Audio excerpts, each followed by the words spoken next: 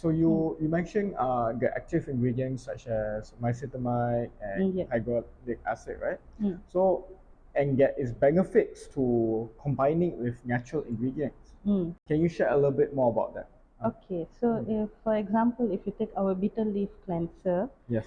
bitter leaf cleanser is good for oily skin, Mm. and then we add with the modern science, what modern science can offer, like niacinamide, and Mm. we add to it. It enhances the benefits. So you have like the best of both worlds. Mm. One, you are upholding our tradition, and Mhm. also you are using what the modern science is offering, like Right. niacinamide.